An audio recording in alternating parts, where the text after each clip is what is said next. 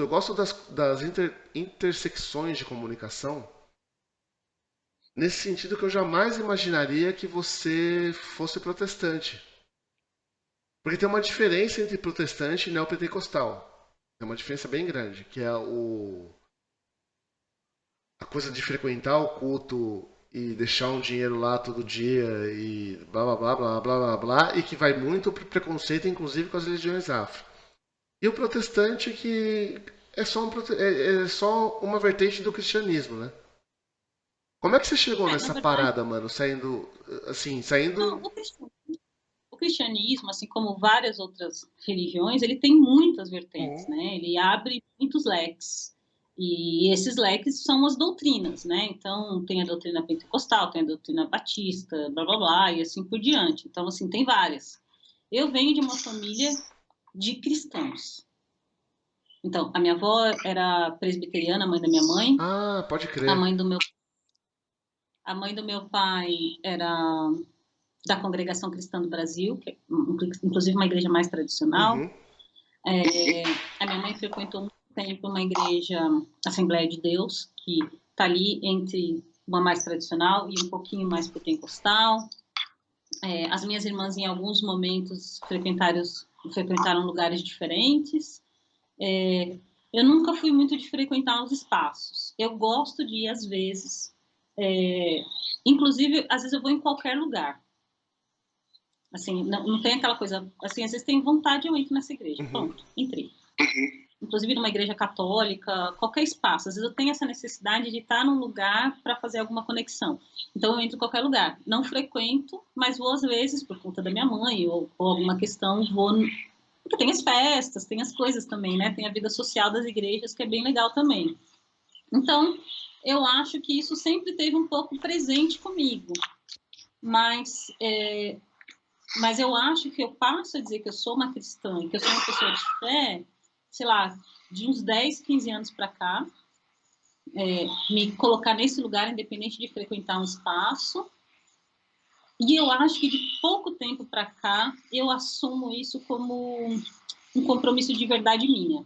Assim, de algo que diz quem eu sou, Uhum. vamos dizer assim. Que diz, eu acho que é a partir disso. Você sabe precisar Agora, quanto tempo? sei lá, uns 7, 8 Tá. anos, no Só pra máximo, ter uma tá? timeline, Que assim. eu faço assim, uma afirmação que isso está claro para mim e que isso também não é um conflito É, eu acho que com quem eu a sou. principal parte da coisa é não ser conflito. Porque ao mesmo tempo que eu brinco assim, risquei aqui o chão com o tênis, ao mesmo tempo que eu acho que a fé te liberta, a religião às vezes te aprisiona. Né? Pra Então, caralho. é esse ponto que às vezes é difícil você é, fazer. Então, eu acho que o que você tem que levar é assim: você está bem? Isso te conforta? Isso te dá respostas? Isso te faz ver a vida de uma forma diferente? Então, vai nessa, tá bom para você, é isso que talvez você precise. E eu acho que eu encontro isso assim de uns 7, 8 anos no máximo para cá. Mas é isso, mas tem pessoas na minha família que são de outros ramos religiosos que não são cristãos. Tenho muitos amigos e amigas de várias coisas, de candomblé, de umbanda, de seixonoê, enfim, de uma infinidade de coisas. Mas eu acho que o que me conecta com essas pessoas é exatamente porque eu sou uma pessoa de fé e essas pessoas também são. Então, é essa a grande coisa que permite esse diálogo e também me permite, me dar essa segurança de dizer que eu sou uma pessoa cristã e que acredito nisso. Eu sou uma pessoa que ora, eu sou uma pessoa que lê a Bíblia de vez em quando, não leio sempre, mas leio de vez em quando. Eu sou uma pessoa que sim dá dízimo, eu sou uma pessoa que sim dá oferta, eu sou uma pessoa que colabora, que ajuda com os processos das comunidades religiosas, daquelas que estão mais próximas de mim, mas às vezes até de um lugar, enfim, eu acho que esse espaço do religioso é um espaço de cuidado. E eu gosto disso. Por exemplo, eu trabalhei muito com comunicação com o pessoal da rede de religiões afro-brasileiras de saúde. fazendo oficina de comunicação, fazendo coisas para o pessoal da rede de religiões afro-brasileiras de saúde, que congrega várias denominações dentro das religiões afro, né, maioria de matriz africana de candomblé.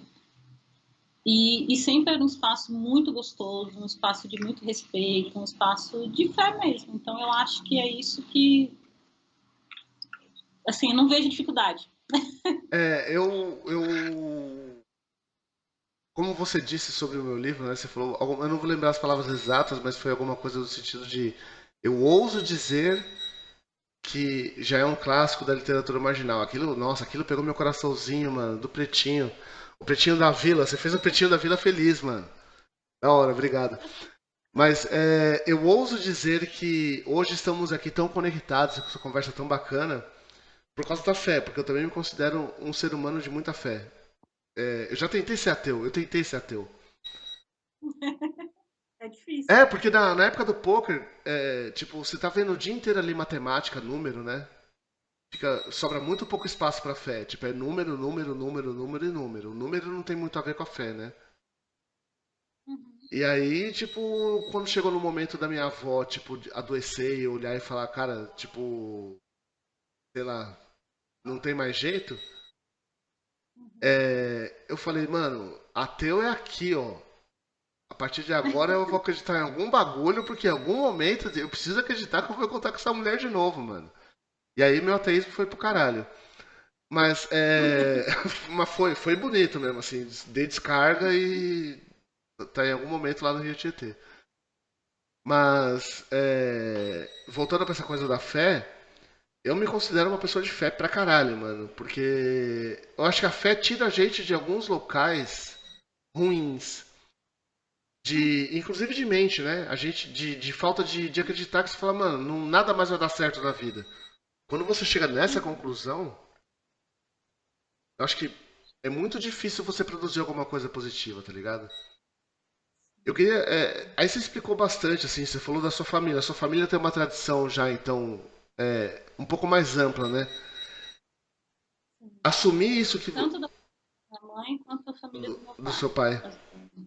Porque Também. nesse momento onde o neopentecostal toma a frente do cristianismo como um todo, até do cristianismo católico, né?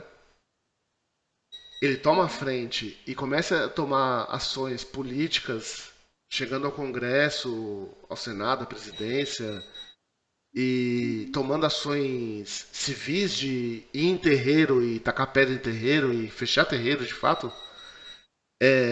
Como fica a mente, a sua mente, nesse meio todo, assim? Porque, para concluir, eu tenho um amigo que também é evangélico, ele fala evangélico, mas ele fala, mano, eu não gosto de falar que eu sou evangélico porque todo mundo já vai tacar pedra. Mas ele tem uma fé muito bonita, assim.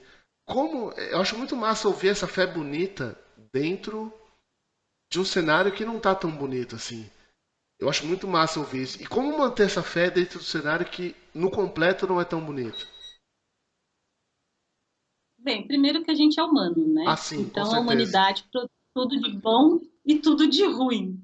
Então, eu acho que o primeiro ponto, acho que tem aquela coisa, não vamos generalizar, mas eu não vou muito por aí, Uhum. não. Eu acho o seguinte: religi religião e fé é também um ato político. Eu já falei isso aqui no começo. Tudo que a gente faz é um ato político, é uma decisão. E na história da nossa humanidade, a religião sempre esteve à frente dos passos políticos. Inclusive, eu falei isso, né? Os grandes líderes negros eram todos Sim, religiosos, eram sim. pessoas religiosas. E que muitas vezes não era só uma pessoa de fé, era uma pessoa que tinha um cargo religioso, tinha um cargo religioso. No caso do Brasil, como muitos países, por exemplo, a gente tem a religião também à frente. Quem colonizou o Brasil? Foi a Igreja Sim. Católica. Mas Foi a Igreja esse é um fenômeno que eu acho muito louco, porque foi a igreja católica tradicional. O Exato. Então, protestantismo assim, mas a chegou no gente vai. Brasil através dos Estados Unidos, né? Pois é, mas quando a gente vê, por exemplo, a avançada da esquerda nos anos 80 e começam, né, com a abertura política do Brasil a criar os partidos e não sei o quê, quem que fortaleceu os partidos de esquerda? A Igreja Católica também, né? As pastorais. Uhum. Então, assim, sempre religião e política andaram juntas, sempre. Eu não consigo ver isso separado. Eu estou falando tanto dessa política, que é a política do dia a dia, Uhum. das discussões, quanto da política de Se fato, daquela você, que se se você me operaciona permite, na Câmara, na se Prefeitura. você me Então, permite, assim, uma observação, o papel que as igrejas evangélicas, e aí todas as evangélicas, né, que elas atuam na periferia, e o papel que elas têm na periferia é um papel político porque o Estado não chega lá. sim, como qualquer outro lugar. Como, do mesmo jeito que a escola de samba tem um papel político na periferia, Ah, mas do aí mesmo mas a jeito gente não que. tem político de escola. Que Deus me permita que chegasse o pessoal da escola de samba a ser presidente da República. Mas tem, é isso que eu estou falando, isso está em todos os lugares, tem. A questão é o seguinte: eu não concordo, Uhum. e aí é Raquel, eu não Tá. concordo, que a sua fé seja professada num espaço que não é um espaço de fé. Então, Uhum. por exemplo, eu não acho que é legal você entrar no Congresso, ter um crucifixo. Sim. Eu não acho que é legal você entrar no Congresso, se você é um parlamentar, e fazer uma fala religiosa, fazer uma pregação, ou qualquer coisa desse tipo. Você está ali para fazer outra coisa, está ali para fazer política pública, para legislar, entendeu? Agora é o seguinte: você vai legislar e você vai fazer política pública com o que você é. Então, você não vai separar as coisas. O que você vai ter que ter é objetividade para não contaminar as suas decisões a partir da sua moral. E a sua moral muitas vezes está atrelada a essa fé. Uhum. Eu acho que aí é que dá ruim. E aí a gente vê as coisas que a gente está vendo agora, Sim, sim. entendeu? Inclusive de intolerância religiosa, né, que você citou. Então, porque daí as pessoas estão no espaço de poder e elas colocam a sua fé e a sua moral Sim. sobre o outro. Elas julgam a partir da sua fé e da sua moral, e muitas vezes equivocada, julgar o outro, e não legislar, não fazer política pública, enfim. Então, eu acho que aí é que está a grande questão. Eu acho que é muito difícil separar tudo isso, mas eu acho que é fundamental quando você está nesse espaço, porque você não está ali como líder religioso, você está ali como parlamentar, Sim. você está como uma pessoa eleita do executivo, entendeu? Do legislativo, que seja, enfim, desde de uma vereança até um nível maior. Então, assim, você não está eleito pastor, né? Sim, Você está exatamente. Até o nome, você ou sair com o nome na candidatura de pastor para alguma coisa já é uma coisa bizarra.